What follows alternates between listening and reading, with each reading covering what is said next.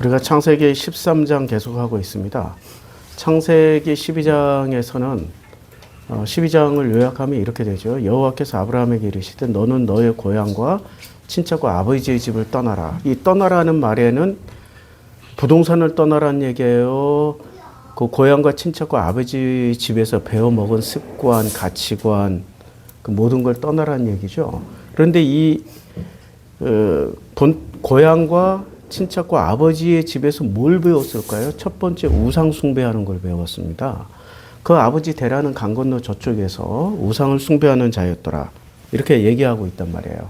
여호수아 24장 2절에서. 그 다음에 두 번째는 근친혼을 배웠어요.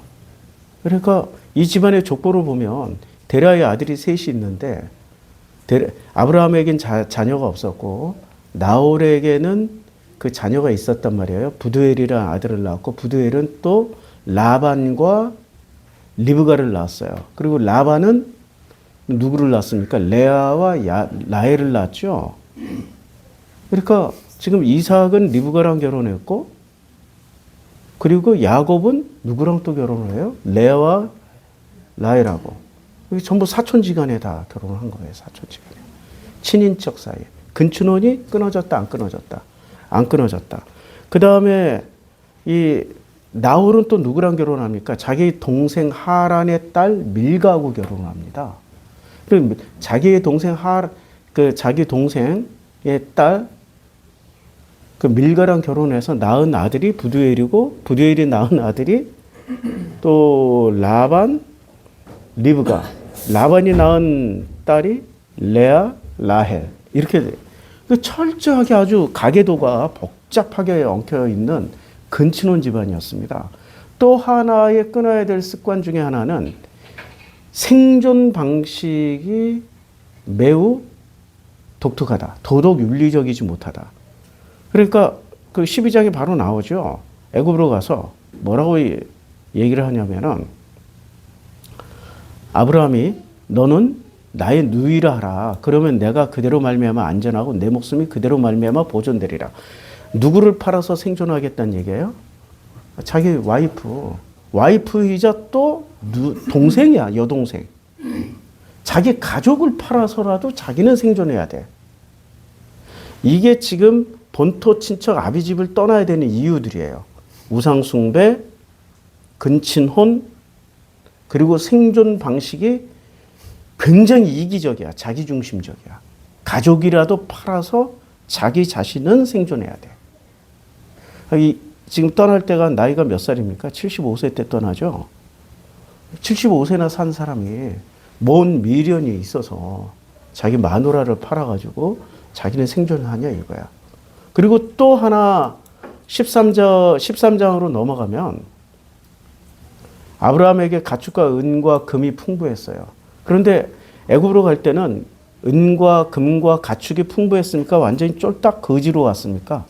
쫄딱 거지로 왔어요. 어떻게 해서 이렇게 돈을 벌었어요? 자기 부인 팔아먹은 대가야. 이게 자랑스러운 재물이 아니야. 근데 이 재물이 자랑스러운 재물이 아닌데 이 재물을 가지고 앞세워서 도로 어디로 올라갑니까? 가나안 땅 올라가는 거예요. 아니 목사님 이렇게 해석해도 돼. 교리로 해석하면은 아브라함은 위대한 인물, 큰 바위 얼굴이에요. 맨날 보고 본받고 따라하자. 믿음의 조상 아브라함처럼 살자 이렇게 하지만 그렇게 하다 보면은 우리는 하나님이 아브라함을 향한 어떤 그 주시고자 하는 메시지가 있는데 그 메시지를 못 듣는다고. 그리고 아브라함을 본받자 따라하자 아브라함의 믿음대로 살자라고 얘기를 하는 그 기준이 뭐냐면 그 교리 중에서도 가장 큰 기준은 한마디로 얘기하면 구원받기 위해서. 구원 하나로 퉁쳐서 구원 하나만 받으면 다 돼요? 아브라함이 지금 이 상태가 구원받은 상태입니까? 마음은 얼마나 괴롭겠어요? 그 괴로운 마음이 뭐로 나타나냐면은 아브라함의 일행 롯도 양과 소와 장막이 있어요. 롯도 양과 소와 장막이 있어요. 없는 건 아니야. 근데 아브라함만큼 많지는 않아. 그럼 어떻게 생겼을까요? 삼촌이니까 애굽에서 좀 줬겠지. 나눠줬겠지. 그러면 나눠 받았으면 은인이잖아요. 어차피 롯은 딸랑딸랑 따라오던 그냥 그 아무것도 없는 신세란 말이야. 딸랑딸랑 따라와서.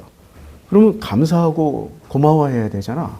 그런데 그들이 소유가 많아서 동거할 수 없었어요. 그러므로 어떤 일이 벌어지냐면 아브라함의 가축의 목자와 롯의 가축의 목자가 서로 다투어요. 서로 다투어.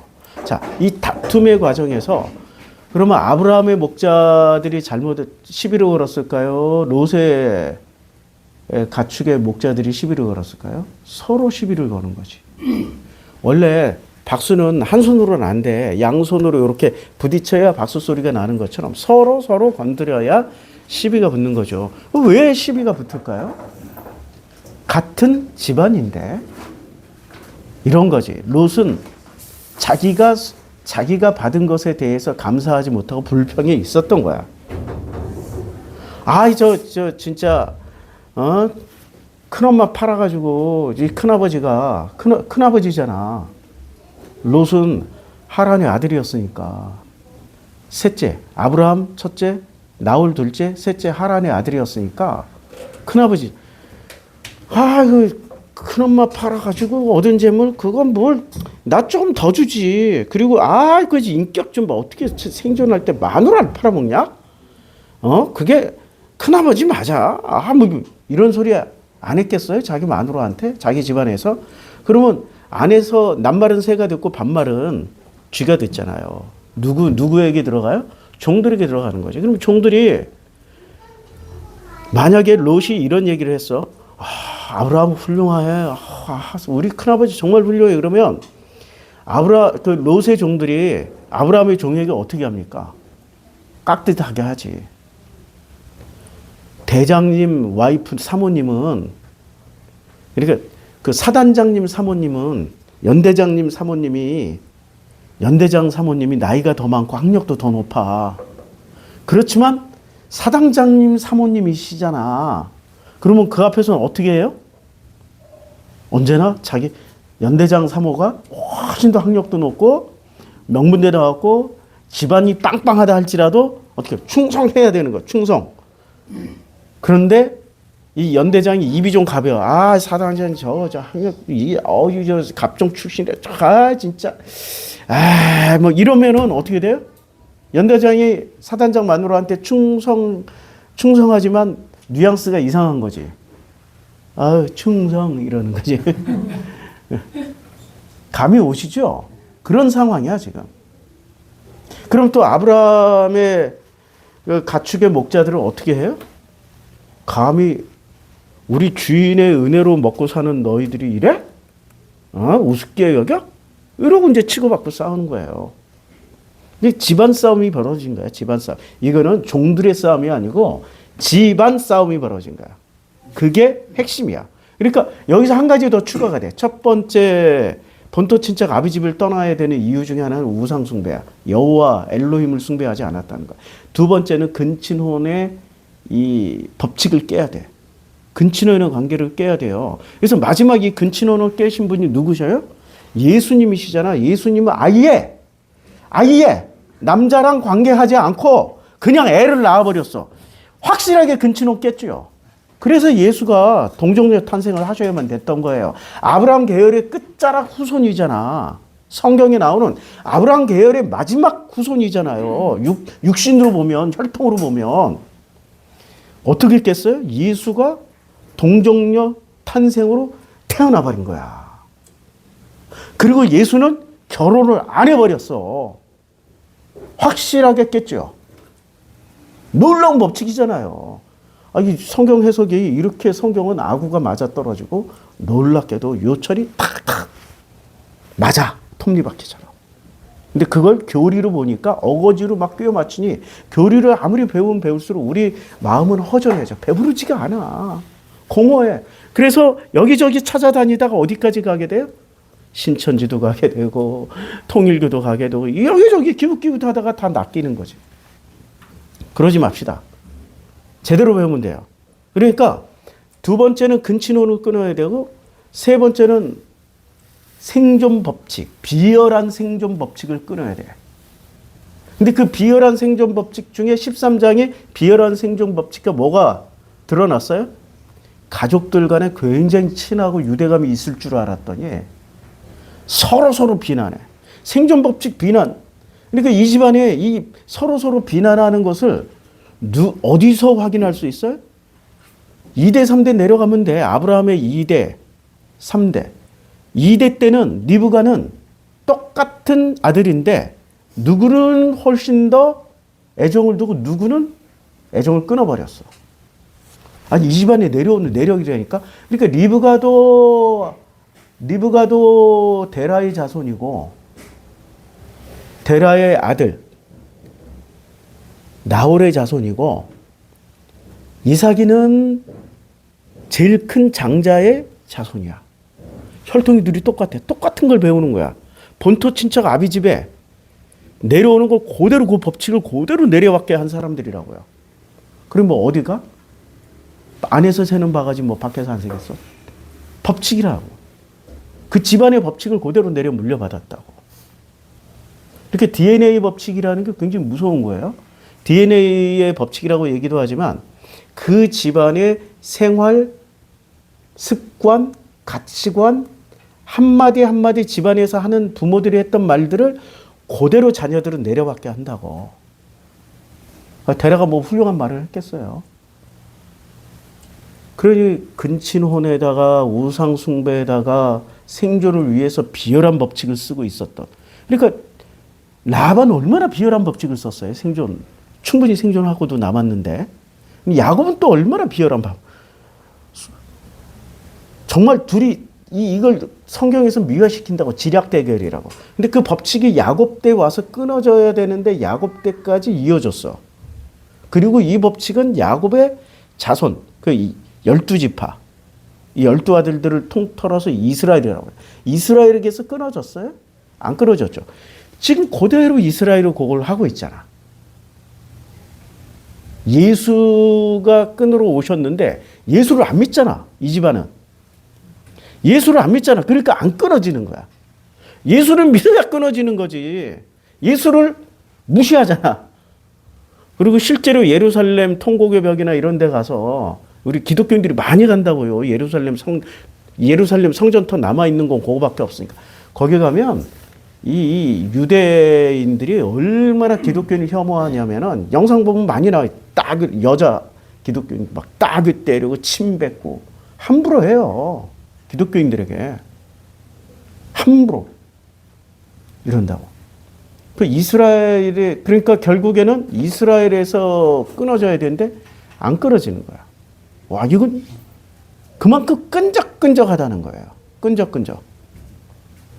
그리고 13장에서 또 어떤 법칙이 하나 발견됐어요? 아브라함도 롯에 대한 섭섭한 마음을 흘려. 그리고 롯도 아브라함 큰아버지에 대한 이상한 것을 지적질해. 감사할 줄 몰라. 이 둘은 서로 희한하게 감사할 줄 몰라. 얼마나 감사할 줄 모르냐면 14장에서 롯을 구해가지고 오잖아요.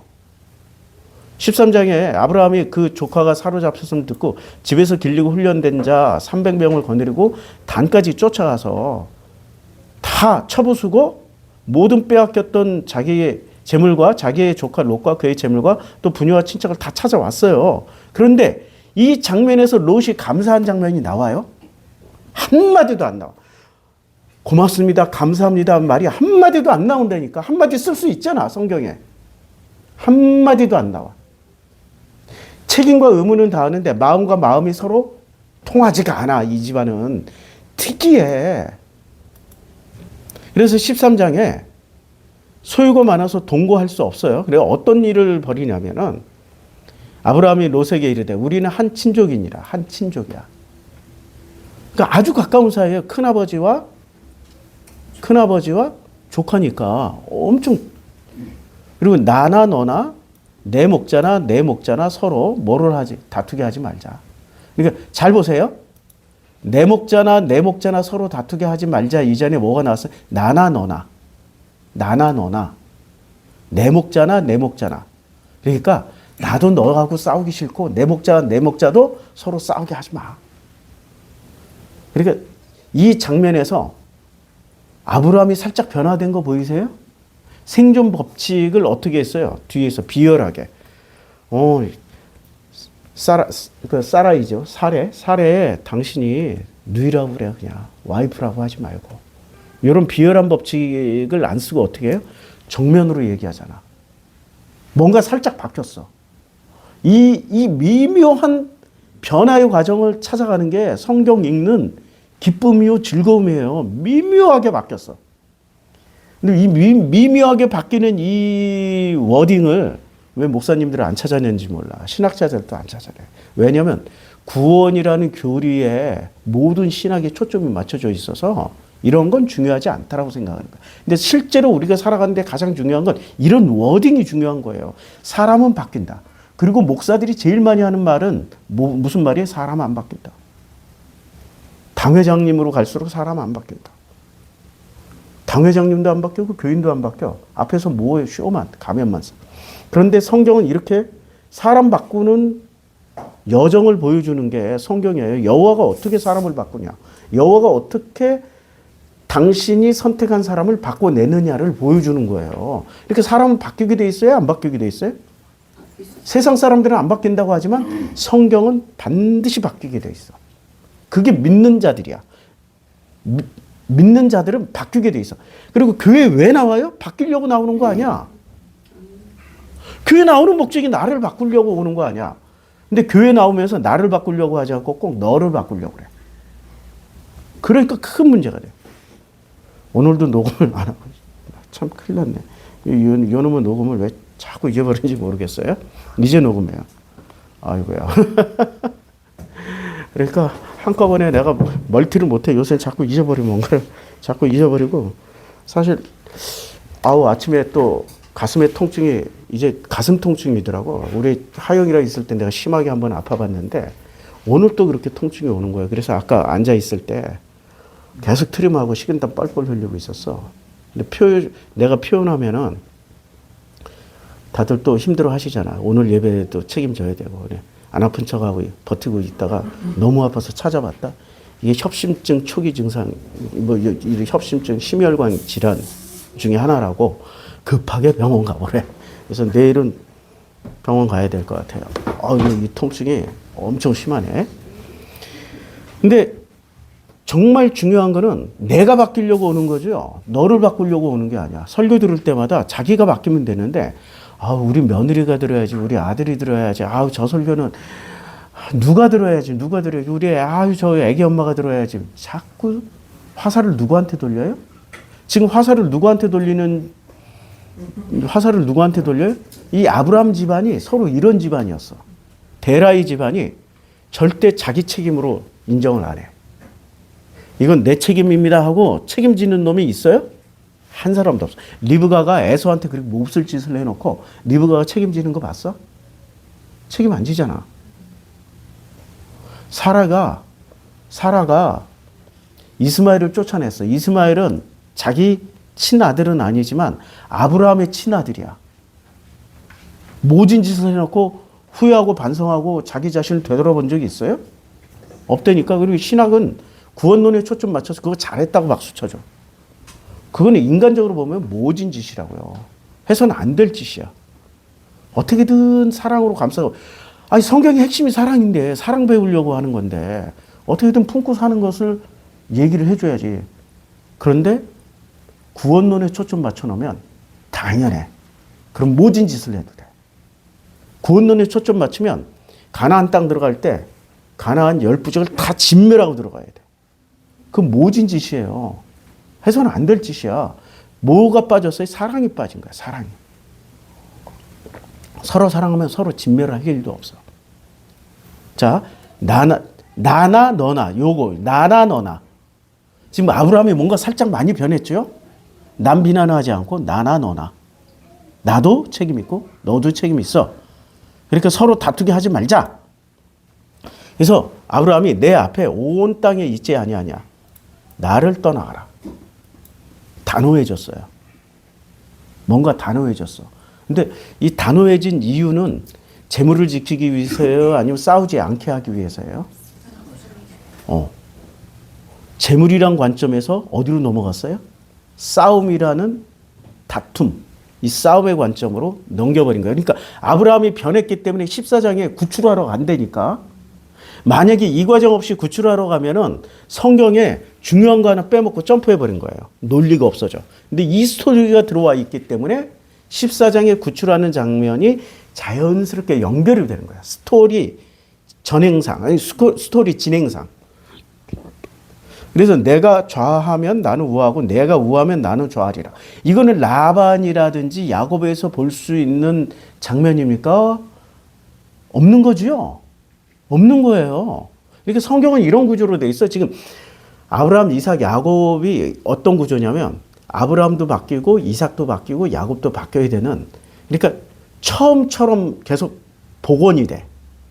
이삭도 처음처럼 복원이 됐고, 그러니까 본토 친척 아비 집을 떠나야 되는 처음처럼 복원이 돼. 그 다음에 야곱은 완전 처음처럼 복원이 돼. 이삭이는 살짝 복원력이 본토 친척 아비 집에 떠나야 되는 만약에 야곱이는 본토 친척 아비 집에서 내려받게 한 게 100이라면 이삭이는 한 70%밖에 안 돼요. 이삭이는. 왜? 그 집안에 특이하게 그 집안에 평균치의 지능지수에 모자라. 이삭의 이름이 뭐예요? 이삭. 웃다라는 거 아니야. 무슨 일이 있어도 고민 없이 이거잖아. 그런데 이 집안은 날마다 고민하는 집안이거든. 어떻게 생존할까? 어떻게 이 재물을 늘릴까? 목적이 나는 살고 다른 놈은 이렇게 희생시켜서라도 나만 잘 살면 되지 않을까? 이런 걸로 하루 종일 CPU가 돌아가는 분들이에요. 이 집안이. 근데 이삭이는 그런 CPU가 없어. 이렇게 30%가 빠져나간 거야. 30%가. 그 부족한 30%를 메워주기 위해서 누가 오셨어요? 리브가가 오신 거예요. 그러니까 그래서 리브가와 이삭이 결혼한 순간 완전 100%가 된 거예요.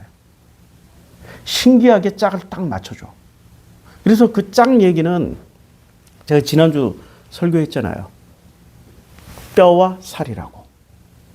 이삭이는 뼈대를 세웠어. 30%. 근데 30%의 살덩어리가 들어와 가지고 야곱이 같은 것에 힘을 실어줘 버리는 거야.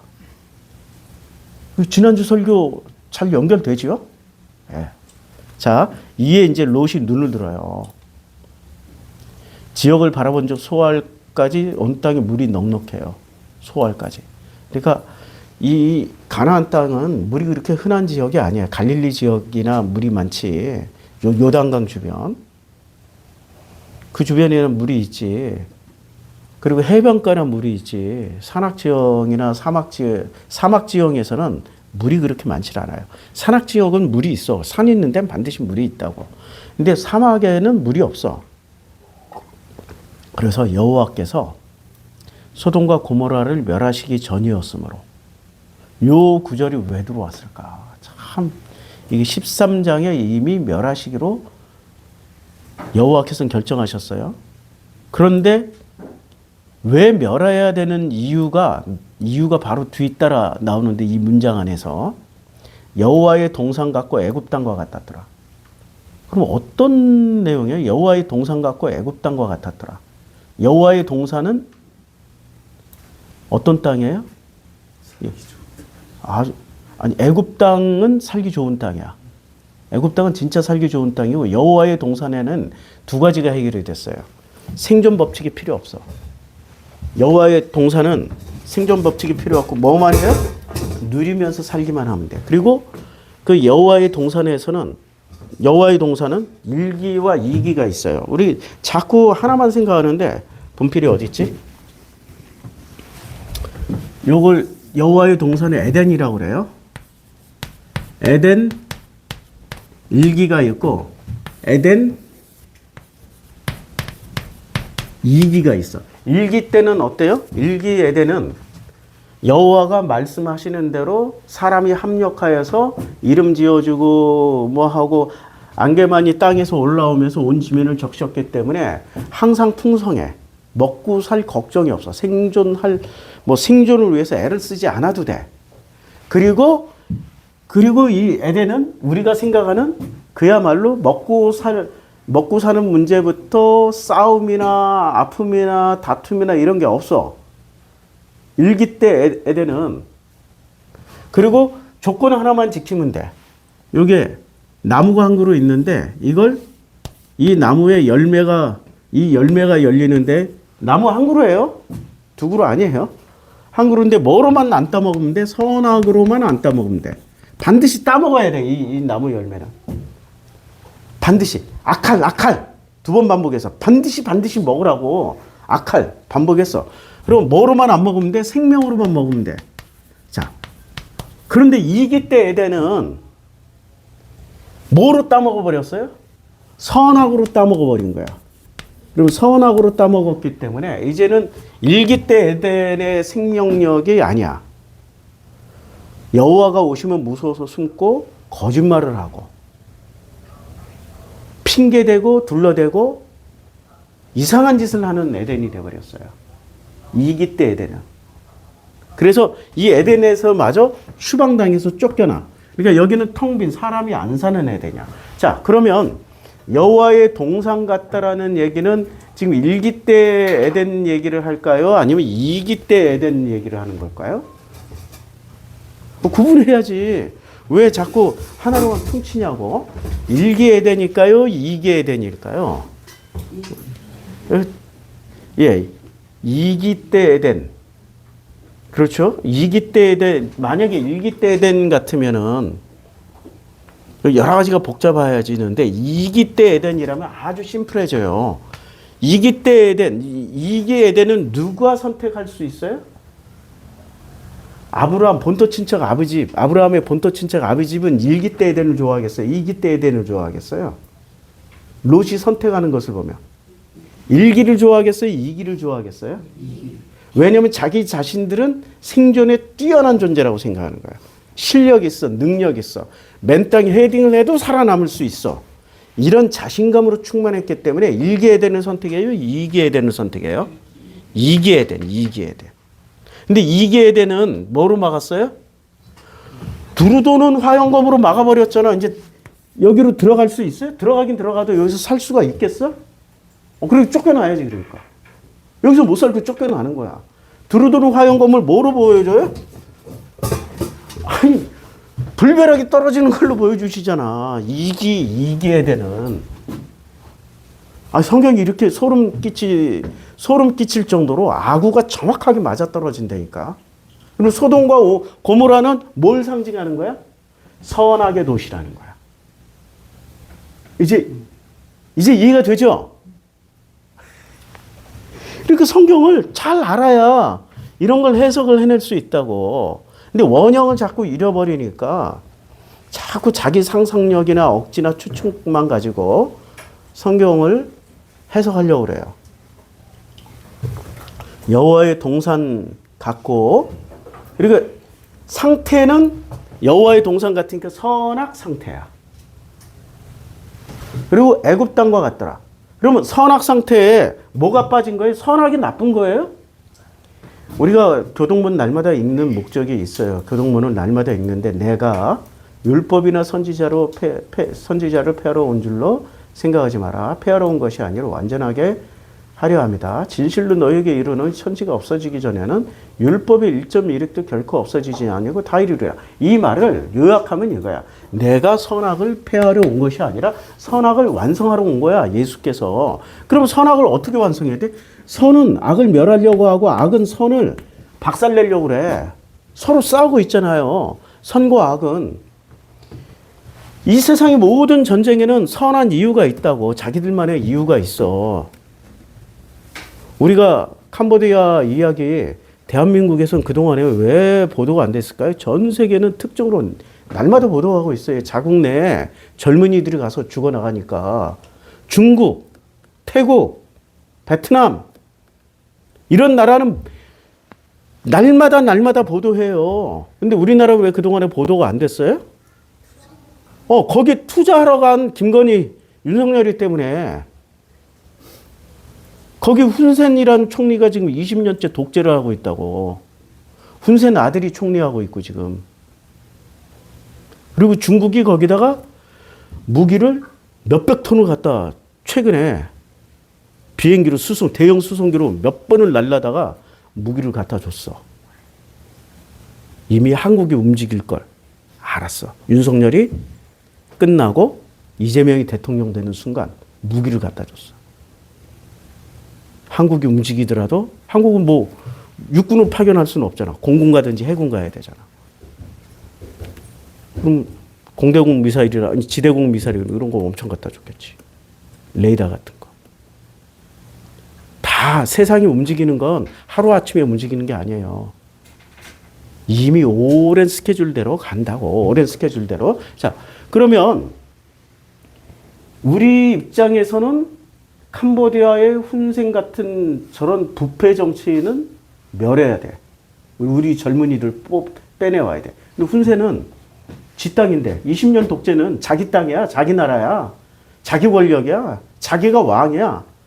그러면 한국은 우리는 선이고 캄보디아는 악이야. 그럼 캄보디아 훈센은 어떻게 생각해요? 자기가 선이고 우리가 악이야. 침공을. 그래서 중국의 무기를 대량으로 들여오는 거예요. 다 준비하고 있어. 선과 악은 서로가 선이라고 주장할 때 악을 멸하러 가는 거예요. 그런데 선과 악만 있으면 이 땅에는 싸움과 분쟁과 전쟁과 슬픔과 미움과 이 잔인함이 끝이질 않아. 근데 이 선과 악 사이에 사랑이 들어가잖아요. 사랑이 들어가면 선도 악을 이해할 수 있고 악도 선을 이해할 수 있어. 안 싸우고 뭐를 피워내요? 생명을 피워내. 계속 살리는 생명을. 이게 일개에덴이야. 일개에덴. 맞죠? 그러니까 생명나무의 정체는 뭐예요? 사랑이라고. 사랑. 서로 사랑하라. 그러니까 사도 요한이나 예수의 일관된 메시지는 뭐예요? 서로 사랑하라. 사랑하라. 내 이웃을 내 몸처럼 사랑하라. 그리고 구약 성경의 일관된 메시지도 여호와를 사랑하라. 쉐마 내용이 그거 아니야. 여호와를 사랑하라. 온 맘 다해. 이거 아니에요. 쉐마의 내용이. 사랑이야. 사랑. 선과 악 사이에 사랑이 들어가 있으면 싸울 일도 죽일 일도 미워할 일도 괴로움도 없어 사실은.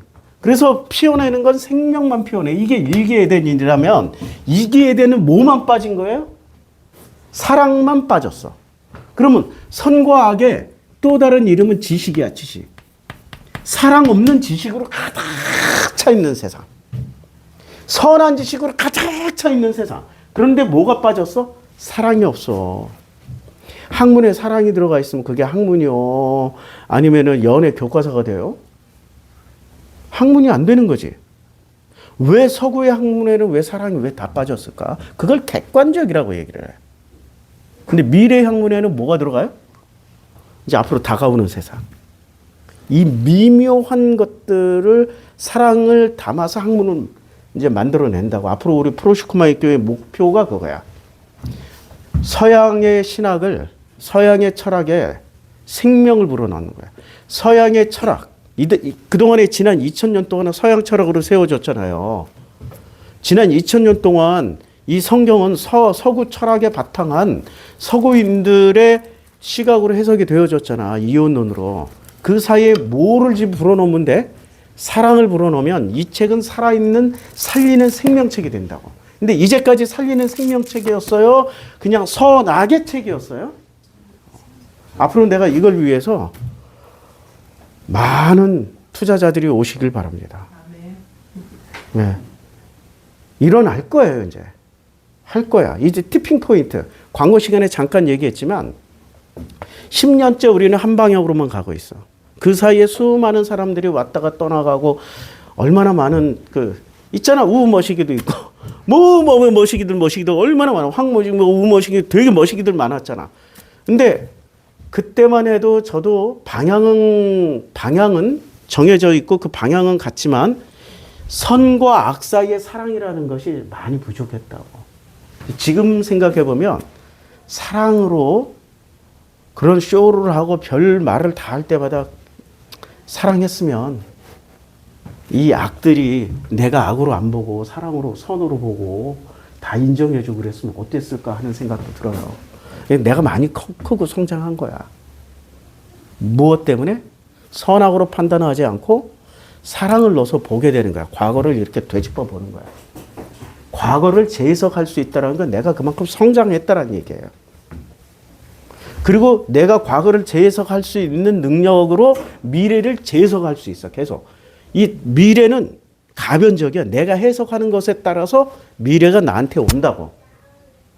그래서 우리 자식을 바꾸려고 하지 말고 자식의 미래에 대해서 계속 미래 얘기만 해줘. 세상은 이렇게 바뀐다. 이렇게 좋아진다. 그리고 너의 미래는 네가 설계 한번 해봐라. 막 계속 이렇게 좋은 얘기만 해주면 싸울 일도 없어. 그러면 얘는 지금 이 현실에 왜 현실에 빡쳐서 안 나오냐면 히치코모리가 되어 있냐면 자기 과거가 자기 발목을 붙잡고 있기 때문에. 그럼 미래에 대한 새로운 해석을 주면 자기도 자기 과거 화해를 하면서 새로운 해석을 하게 돼 있다고. 인간은 그렇게 바뀌는 거야. 자기 과거를 새롭게 재해석을 할 때 자기 현재에서 미래의 해석이 좋아지기 시작하는 거야. 미래가 바뀌어요. 그래서 하늘에서 묶이면 땅에서도 묶이고 땅에서도 묶이면 하늘에서도 묶인다라고 얘기를 해. 다 풀어야 돼. 하늘에서 풀든지 땅에서도 풀든지 어디 하나만 풀면 돼. 하늘은 미래, 땅은 과거. 이렇게 생각하면 되게 쉽죠? 성경 어려운 거 아니야. 되게 쉬워. 자, 그러니까 지금 이 에덴같이 보였다. 여호와의 동산 같고라고 이 말은 13장 10절에 사랑 없는 선악 지식의 완결판이 어디다? 소돔과 고모라라는 얘기야. 그러면 소돔과 고모라는 사랑 없는 선악의 세상이니까 발달을 했겠어요? 완전히 미개 사회이겠어요? 최첨단. 어디처럼 발달해 있겠어요? 뉴욕이나 이런 데처럼 발달해 있는 거예요. 우습게 여기면 안 돼요. 그리고 여기는 철저하게 중앙집권이에요. 소돔과 고모라 14장이 나와. 중앙집권이에요. 그냥 각자 분권 사회야. 지금으로 치면 지금은 이게 소돔과 고모라는 생각 잘 해야 된다고. 지금 미래 사회가 소돔과 고모라에 있어요. 코인 얘기 좀 할게. 코인. 소비에트하고 미국하고 양자 대결 구도를 1945년부터 이제 전쟁 끝냈잖아요. 2차 세계대전 끝나면서부터 1991년도까지 몇 년을 한 거예요? 46년 동안을 냉전 시대라고 그래. 이때는 양자 대결이었어. 이 지구의 대장이 두 나라였다고. 소비에트하고 미국하고. 그런데 소비에트가 1991년도에 붕괴가 됐잖아요. 고르바초프 시절에. 붕괴가 되면서 이제 상대적인 강자가 사라지니까 유일한 강자는 누가 됐어요? 미국이 된 거야. 그래서 이것을 일극체제라고 그래. 일국체제. 일극. 그냥 이걸 중앙집권이라고 그래. 중앙집권. 그런데 미국이 중앙집권하면서 이 지구상에는 어떤 일이 계속 벌어졌어요? 놀랍게 전쟁. 1991년부터 무슨 전쟁이 시작돼? 발칸 전쟁 시작돼. 그 전쟁이 끝나기가 무섭게 아프간 전쟁이 시작돼. 이라크 전쟁 시작돼. 리비아 전쟁 시작돼. 주로 어느 국가에서 전쟁이 다 이루어져요? 중동. 미국과 소비에트가 있으면 주로 어떤 전쟁, 이데올로기 전쟁이 일어나잖아. 자유민주주의가 공산주의를 때려잡는 거야. 이건데 이미 이거는 망해서 없어졌어. 그러면 여기 전쟁하러는 뭐 하러 들어가요? 중동 전쟁은? 이슬람은 민주주의가 아니야. 이 민주주의를 전파하러 가기 위해서. 이제까지 그랬단 말이야. 그래서 놀랍게도 이데올로기가 끝나면 평화가 올 줄 알았는데 중동이라는 새로운 지역으로 전쟁이 확산되면서 계속 지금까지 전쟁 중이에요. 근데 중동 전쟁이 끝나니까 어디로 넘어가요? 유럽으로 넘어가. 러시아, 우크라이나. 그리고 이스라엘이 또 전쟁을 계속해. 세계적으로 유례없는 대인종 학살을, 인종 청소를 하고 있어요. 자, 그러면 일극 사회가 이렇게 두 개의 시스템이 하나로 모였어. 그러면 이 하나에서 나온 단점이 뭐예요? 끊임없는 전쟁이야. 그러면 전쟁을 그치려면 어떻게 해야 돼요? 전쟁을 안 해. 오히려 소비에트하고 미국하고 냉전 시대는 전쟁이 없어서 전쟁하면 어떻게 돼? 둘 다 서로 핵폭탄으로 공멸한다고 생각하는 거예요. 그래서 전쟁이 없어. 베트남 전쟁은 이미 네덜란드, 아니, 프랑스부터 시작해서 계속 이어왔던 전쟁이고, 2차 세계대전 이전부터. 그 다음에 남북한 전쟁. 이후에 일어났던 전쟁 보면 이데올로기 전쟁 밖에 없었어. 그리고 끝났어. 없었다니까. 그거는 이데올로기의 연장선상에서 그냥 일어났던 전쟁이에요. 그리고 그렇게 남북한은 3년 전쟁, 6.25는. 베트남은 이미 거의 100년에 걸쳐서 전쟁을 해왔던 나라예요. 독립전쟁을. 아주 오랜 시간 동안. 100년? 틀려요. 몇십 년이에요. 그 숫자 따지면 저 할 말 없어요. 자, 그래서 앞으로 전쟁을 안 하려면 어떻게 한다? 다극화 시대로 가야 된다. 트럼프가 주장하는 게 뭐죠? 다극화. 미어샤이머 교수라든지 미국의 유명 인사들의 발언은 이미 다극화 사회야. 이 다극화는 이제 미국 중심이 아니라 누구 중심? 이제 대장 나라가 세 나라가 나왔어. 미국만 대장이 아니라 누구? 중국. 그 다음에 러시아.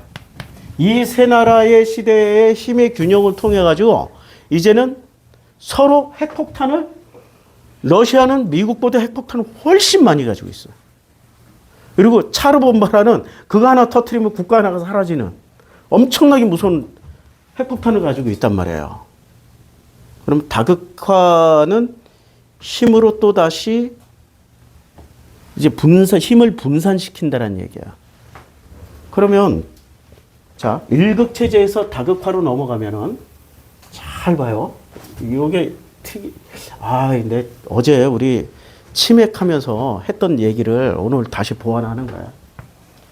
미국, 중국, 러시아 이 사이에 수없이 많은 나라들이 한국, 요게 딱 가운데 끼어 있는 게 한국 이런 나라들이 전부 끊어져서는 평화를 이룰 수가 없어. 어떻게 해야 돼요?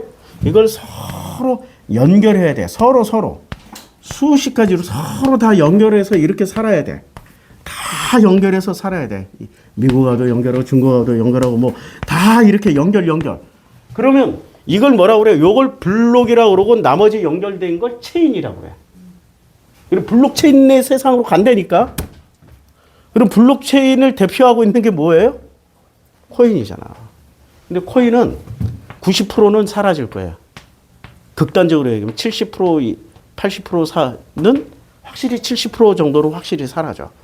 이때가 사라져. 왜냐하면 검증 절차를 거치는 과정에서 어떤 건 선택받고 어떤 건 선택을 받을 수가 없어요. 사라지게 된다고. 요걸 연결해주는 요 체인, 요 블록들. 그러면 세상은 이렇게 다극화 시대로 간단 말이에요. 다극화에 그러면 안 싸우고 가려면 뭐가 있어야 돼요? 지금 미국, 중국, 러시아는 서로 자기네들이 뭐라고 그래? 선이라고 그래. 선. 그럼 요 사이에 한국이 딱 껴가지고 뭐를 해주면 돼요? 서로 사랑하는. 사랑을 뭐로 표현해야 돼? 이 블록체인 시대에는 사랑을 I love you라고 해서 사랑이 전달돼요? 뭐로 전달해야 돼? 사랑은 반드시 가치로 줘야 돼. 세상이 이렇게 바뀐다니까. 아니, 성경을 내가 지금 블록체인으로 설명하고 있네. 이 세상으로 가게 될 거예요. 그래서 우리 프로슈크마이 교회는 미래지향적 교회야. 과거를 해석해서, 성경을 해석해서 앞으로 다가올 미래를 얘기해 주는 거예요. 그러면 이 미래를 대비하는 교회가 앞으로 살아남아. 블록체인도 이 코인이 7, 80% 이상은 사라진 것처럼 이제 종교도 교통정리가 될 거예요. 사랑이 있는 교회는 살아남아. 근데 사랑은 사랑은 자기네들끼리만 사랑하면 사랑인가? 아니, 교인들끼리만 사랑하면 사랑이에요? 내 이웃을, 예수의 대전제, 내 이웃을, 우리 교회 밖에 있는 이웃들을 내 교회처럼 사랑하라는 얘기야. 근데 그런 교회가 몇 교회나 돼. 사랑하라 그러면 고아원 세우고 뭐 세우고 뭐 세우고 중요하죠. 근데 교인들이 벌써 고아원 세우고 무슨 뭐 양로원 세우고 뭐 세울 때 교인들이 어떻게 해요? 사랑하러 가요? 아니면은 우리 교회 이렇게 위대한 교회야 이거 홍보하러 가요? 그건 사랑이 아니야. 그러니까 여호와의 동산 같다라는 얘기를 여호와의 동산 같고 이제 애굽 땅과 같았다라는 것이 바로 이 사랑이 들어간 어떤 시스템을 만들어야 된다는 얘기야. 근데 이거 빠진 거야. 소돔과 고모라는 뭐가 빠졌어요? 요게 빠졌어. 요 시스템이. 자, 그래서 그러므로 롯이 요단 온 지역을 택하고 동으로 옮기니 그들이 서로 떠나지라. 서로 떠났어요. 아브라함은 가나안 땅에 거주하였고 롯은 그 지역의 도시들에 머물면서. 자, 도시들. 그러니까 이 도시들 중요하게 당시의 신하랑 이제 14장이에요. 소돔 왕 베라와 고모라 왕 바르사와 아드마 왕 시남과 스보임 왕 세메멜과 벨라 왕 소알과 서로 싸워. 그러면 왕이 벌써 몇 명이야? 5명이잖아. 그 다음에 이들이 서로 싸울 때 12년 동안 그돌라올 왕을 섬기다가 3년에 배반을 했어요. 그러면 지금 가나안 땅은 어떤 상태야? 가나안이라는 땅 안에 시스템이 있을 거 아니야. 시스템은 각 어떤 조그만 도시국가의 연합체라고요. 이해가 되죠? 도시국가의 연합체예요. 그럼 도시국가의 연합체들은 서로 간에 이렇게 소통이 잘 되고 원활하게. 아까 제가 이 사이에 뭐가 흘러야 돼? 사랑만 흐르면 싸울 일이 없어. 서로 네 것 내 것 뺏을 일도 없고 경제적으로 협력만 하면 돼. 이걸 연결해 주는 게 뭐라고? 이게 리플이고 이게 헤더라고 이게 스텔라 루멘이라고. 이렇게 연결해 주는 요 체인이 요 각자 요 블록을 만든 게 이게 비트코인이고 이게 이더리움이라고. 아, 그럼요. 성경으로 다 설명되지. 그러니까 이거는 사라질 수 있지만 요거는 안 사라져. 아시겠죠? 그래서 지금 창세기 14장에서 보여주는 가나안 시스템은 이거야. 근데 여기 뭐가 빠진 거야? 경제적인 계산만 있을 뿐이지 사랑이라는 마음이 빠져버린 거예요. 사랑이란 마음이. 그래서 여호와가 뭐라고 그래요? 창세기 13장에서 이미 결론을 내려버렸어. 이제 롯이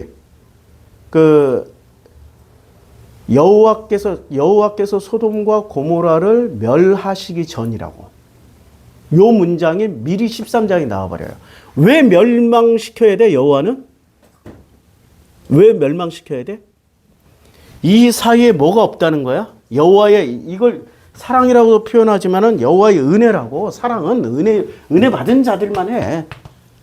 은혜가 없는 거야. 은혜를 없이 오직 인간의 힘만으로, 인간의 능력만으로 뭔가를 해내겠다고 하는 거잖아요. 그럼 인간의 능력만으로 해내겠다고 했던 대표적인 사건이 창세기 11장에 자, 벽돌을 만들어 견고히 굽자하고 이 벽돌로 돌을 대신해 역청으로 진흙을 대신하자.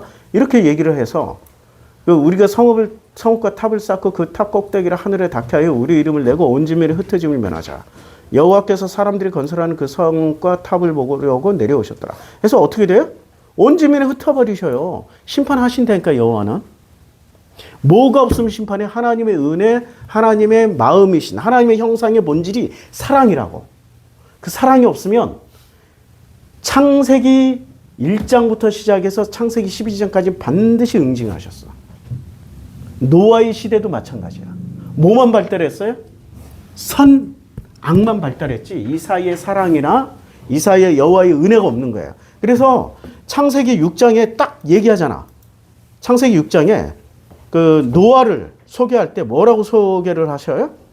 그러나 노아는 여호와께 은혜를 입었더라.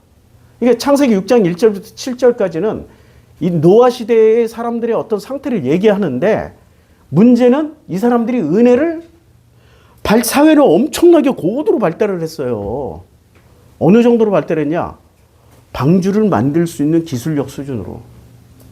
목사님 이거는 하나님이 설계도를 줘서 그러는데요. 아니 설계도는 가지고 있어. 미국의 최고의 문제점이 설계도는 있는데 그걸 건설할 전문 인력 노동자가 없어요. 그럼 만들어져요? 못 만든다니까. 설계도대로 만들려면 전문 인력, 기술, 과학 그걸 가지고 있어야 돼. 숙련된 기술자들이 있어야 되고. 그러니까 이 사회는 고도로 발달한 초고속 과학 문명 기술 사회야. 인류가 발달할 수 있는 최고의 선을 구가하고 있었어. 근데 선과 그래서 악을 멸하러 다녀 이 사람들이. 그 사이에 뭐가 없다고? 사랑과 은혜가 없는 거야. 그래서 여호와는 그냥 노아를 일방적으로 은혜를 줘버렸어. 일방적으로. 뭐 이유가 없어. 그냥 일방적으로 은혜를 줬어. 그냥 은혜 입은 자야. 그래서 여호와께 은혜를 입었더라. 노아는 여호와께 은혜를 입었더라. 이제 핵심 내용을 아시겠죠? 핵심 내용.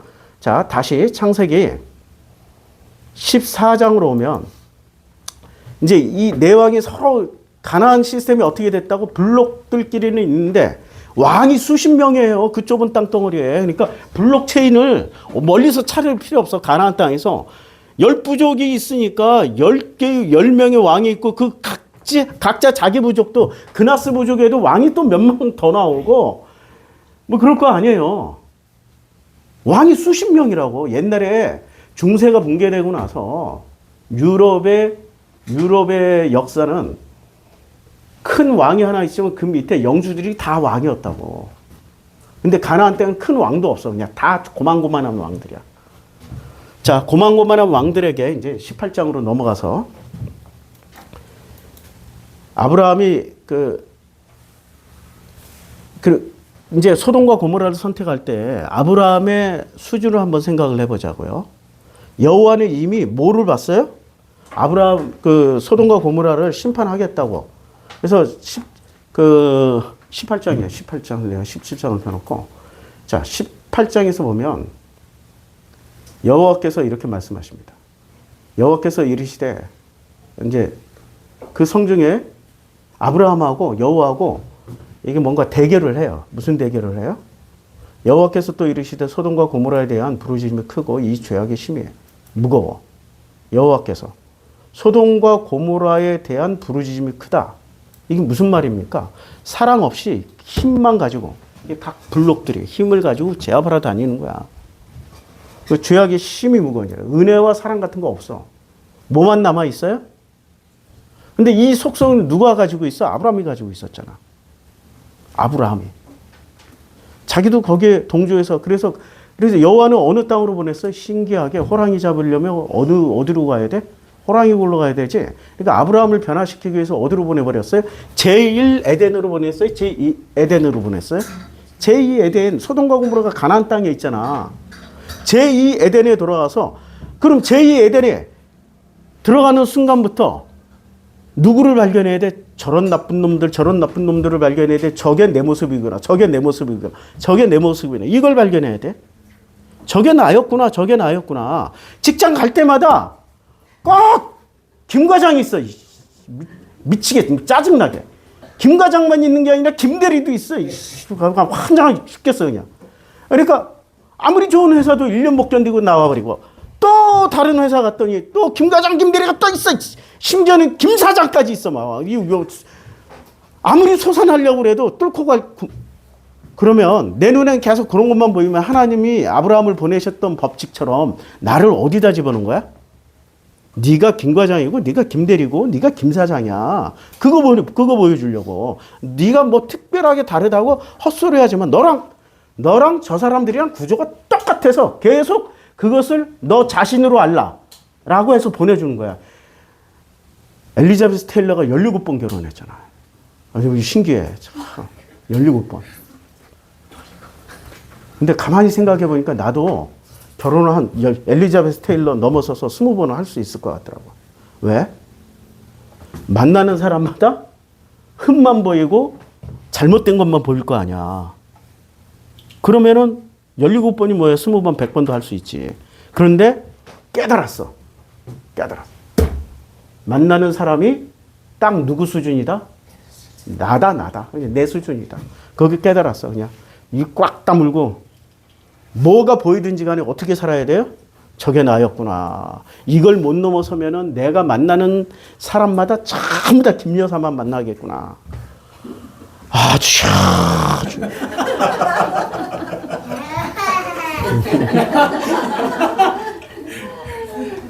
그러니까 아브라함을 어디다 집어넣은 거예요? 가나안 땅에 집어넣은 이유가 누구를 찾으라고? 자, 너를 보라고 거울을 갖다 준 거야. 가나안이랑 거울을 딱 갖다 준 거야. 그럼 소돔과 고모라는 누구랑 똑 닮아 있는 거야, 지금? 그러니까 롯이 그걸 지 눈에 보기 좋다라는 건 자기 구조라는 얘기잖아. 그러면 롯이 선택했으면 롯의 본토 친척 아비집에서 배워 먹은 대로 선택한 거 아니야. 그러면 아브라함도 그걸 굉장히 좋게 볼 거 아니야. 그러니까 아브라함이 이런 얘기를 하는 거예요. 그 사람들을 거기 그 여호와 앞에 아브라함이 가까이 주여. 아브라함이 가까이 나가 이르되 주께서 의인을 악인과 함께 멸하시려 하시나이까? 그러니까 의인과 악인의 지금 본인은 선인과 악인을 기준을 가지고 있었던 거야. 그 성 중에 의인 100명부터 시작하잖아요. 100명부터 시작하는데 100명, 50명 그 아브라함이 그 의인과 함께 멸하는 50명이 있을지라도 주께서 그것을 멸하시고 그 50의인을 위하여 용서치 않. 50명쯤은 있을 거라는 생각이 누구 수준? 여호와 수준, 아브라함 수준. 여호와는 있다 없다? 아예 없다. 근데 아브라함은 아니 저렇게 훌륭한 도시에 의인 50명이 없을 수 있을까? 자기 수준을 얘기하는 거야. 그러니까 소돔과 고모라를 보는 눈이 여호와와 아브라함의 관점하고는 굉장히 다르다는 얘기야. 그러니까 자기 자신을 발견한 거예요. 아직도 발견 못했어. 다행히 50명부터 시작해서 다행이래요. 1000명부터 했으면 어쩔 뻔했어요. 그러니까 자기 수준을 낮춰서 굉장히 보수적으로 잡은 게 50명쯤 있으면 50명에서 몇 명으로 내려갑니까? 40명 갔다가 40명 갔다가 50명 찾으시면은 뭐 그다음에 그 50명 중에 그 5명이 부족함으로 온성 그래서 45명 갔다가 40명으로 갔다가 그다음에 30명 갔다가 그다음에 또 몇 명으로 가요? 20명 갔다가 그리고 10명, 10명. 근데 여호와께서 10명도 있다 없다. 그러니까 아브라함의 수준은 50명쯤은 당연히 있겠지 했는데 그럼 40명쯤은 당연히 있는 거 아니야? 30명? 20명? 10명이라고 얘기할 때 깨달아야지. 자기 기준이 본토 친척 아비집에서 배워먹었던 기준이 몹시 후졌다. 자기 자신을 발견해야 되는데 발견 못하잖아요. 발견 못하고 19장에 이제 여호와께서 드디어 심판하러 가시는데 저녁에 그 두 천사가 소돔에 이르니 천사가 와요. 마침 롯이 소돔 성문에 앉아 있다가 그들을 보고 일어나 영접하고 땅에 엎드려 절을 해요. 근데 제일 먼저 발견한 사람이 누구예요? 롯이야, 롯. 그래서 종의 집으로 들어와 발을 씻고 주무시고 일찍 일어나 갈 길을 가소서라고 했어요. 근데 그들이 뭐라고 얘기하냐면 아니라 우리가 거리에서 밤을 새우리라. 거리에서. 그러면 이 여호와의 말씀을 들어줘야 되잖아. 내가 거리에서 밤을 새울게. 그럼 냅둬야 되잖아. 목적이 있을 거 아니야. 우연히 한 말이 아니잖아. 이 말을 받아들여요? 무시해버려요? 지 뜻대로 가요? 원래 이런 집안이야. 원래 그런 집안이 롯이 간청을 해. 간청하는 게 좋은 의도가 아니고 독점하겠다는 거야. 왜 거리에서 밤을 새워요? 왜 거리에서? 아, 이게 나와. 이게 그 어디서 나오냐면 17장에 뭐라고 얘기를 해요? 아니 17장이라 13장에 소돔과 고모라. 그래서 이제 소돔과 고모라의 그 땅을 보이는 땅을 그 소돔에 이르렀어요. 소돔 그 물이 넉넉함으로 그래서 가나안 땅에 장막을 옮기고 소돔 사람은 여호와 앞에 악함이 큰 죄인. 왜 악함이 큰 죄인이에요? 사랑이 없는, 은혜가 없는 거야. 전부 다 뭐로만 생각해요? 선악, 지식으로만 생각을 해요.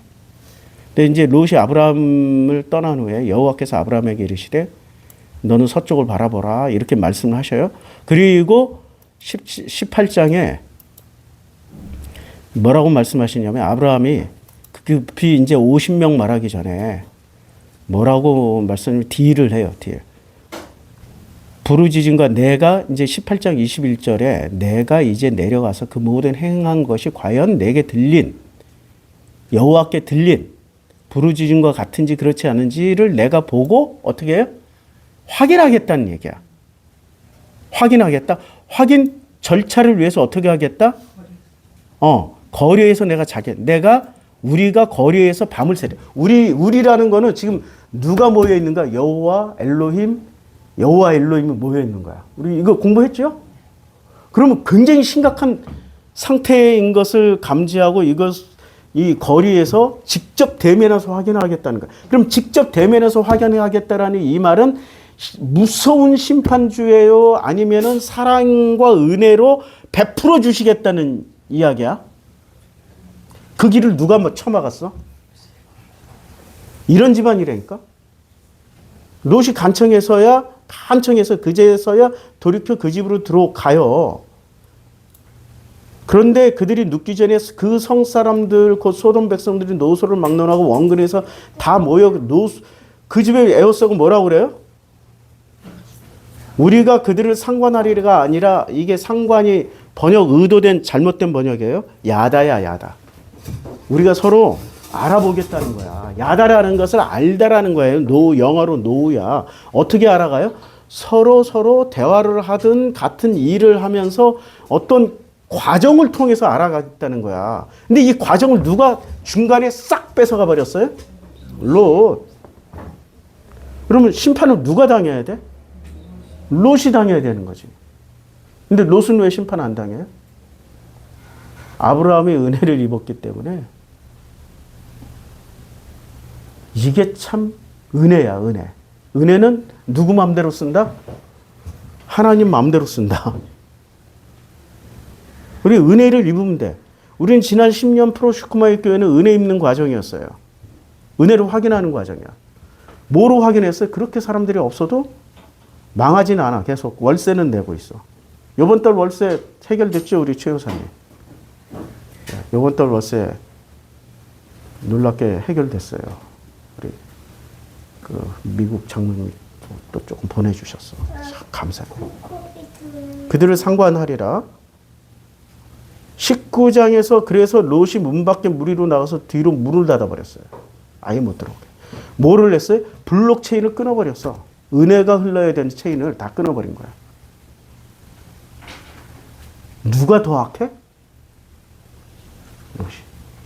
롯은 어떤 죄를 저질렀냐면 마태복음 5장에 있는 내가 율법이나 선지자를 폐하러 온 줄로 생각하지 말라. 폐하러 온 것이 아니라 완전하게 하려 합니다.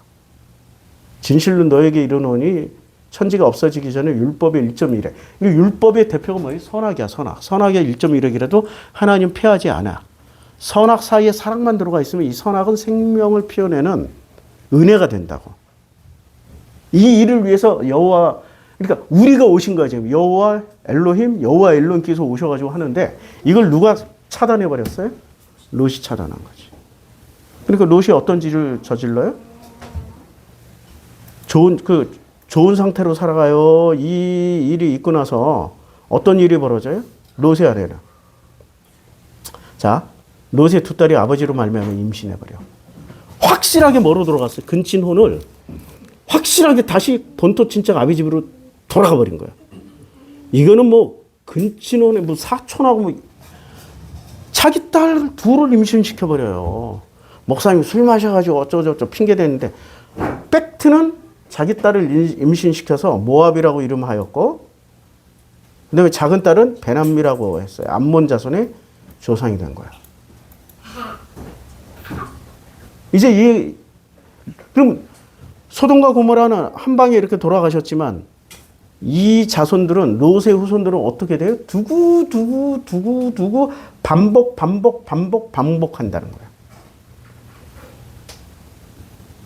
우리의 가치관, 우리가 배워먹은 서구 신학의 가치관, 사랑도 없고 은혜도 없는 그 가치관에서 만들어진 해석을 계속 따라가면 우리도 어떻게 돼요? 소돔 사람, 고모라 사람이 되는 거예요. 은혜 없이, 사랑 없이.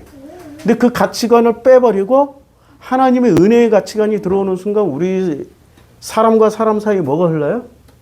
은혜가 흐르고 사랑이 흐르고 정이 흐르고 속마음이 흘러. 그러면 선도 악을 미워할 수 없고 악도 선을 미워하지도 않아.